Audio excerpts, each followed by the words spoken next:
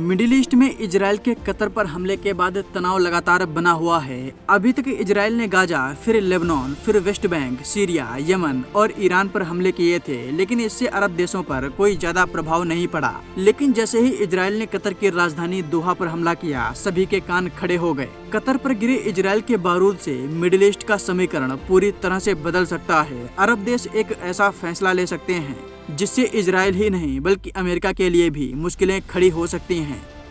पूरा मामला क्या है, आइए आपको इस वीडियो में विस्तार में बताते हैं। अगर आपको याद हो तो अभी इजराइल ने कतर की राजधानी दोहा में एयर स्ट्राइक की थी। इस हमले ने मिडिल ईस्ट को हिलाकर रख दिया था। कतर पर हमले के बाद इजराइल के प्राइम मिनिस्टर बेंजामिन नेतन्याहू ने कहा था कि हमास के सरगना कतर में रह रहे हैं, उन्हें गाजा के लोगों की कोई परवाह नहीं है, वो युद्ध अंतहीन बनाने की कोशिश में हैं। उन्होंने युद्ध विराम की कोशिश को रोका है, उनसे छुटकारा पाकर समस्या खत्म होगी, हमारे सभी बंधकों की रिहाई हो जाएगी, शांति स्थापना की मुख्य बाधा दूर होगी। नेतन्याहू ने कतर पर इजराइल के हमले को उचित बताया था और संकेत दिया था कि वो आगे भी कतर में हमास के ठिकानों पर हमले से गुरेज नहीं करेगा। कतर पर इजराइल के हमले और इजराइल के पीएम के इस बयान के बाद इस्लामिक देशों ने दोहा में एक सम्मेलन किया है। इस सम्मेलन में इजराइल के हमले की सभी ने मिलकर निंदा की और इजराइल से सुरक्षा के लिए सभी इस्लामिक देशों को एकजुट होने का प्रस्ताव भी रखा। इस प्रस्ताव को सभी अरब और इस्लामिक देशों ने समर्थन दिया। इस दौरान इजिप्ट ने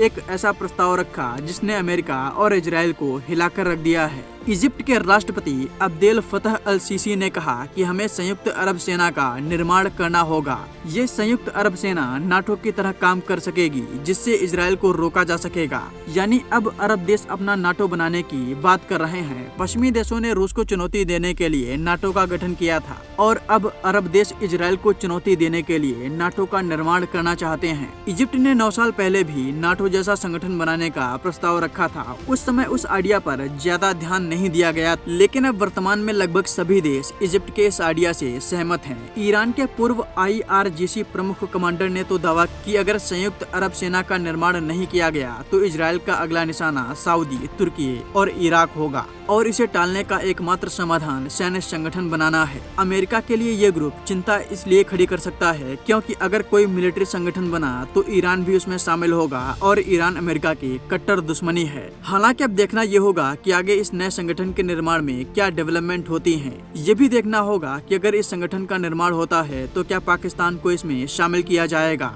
या नहीं। इसकी थोड़ी सी संभावना है कि पाकिस्तान को इस ग्रुप में शामिल कर लिया जाए, क्योंकि इस्लामिक देशों में पाकिस्तान ही एकमात्र ऐसा देश है जिसके पास परमाणु हथियार हैं। अगर ऐसा होता है तो भारत के लिए समस्या खड़ी हो सकती है। हालांकि अभी इसके चांसेस बहुत कम हैं। साथियों, इस मामले पर आपकी क्या राय है, हमें कमेंट बॉक्स में जरूर बताएं।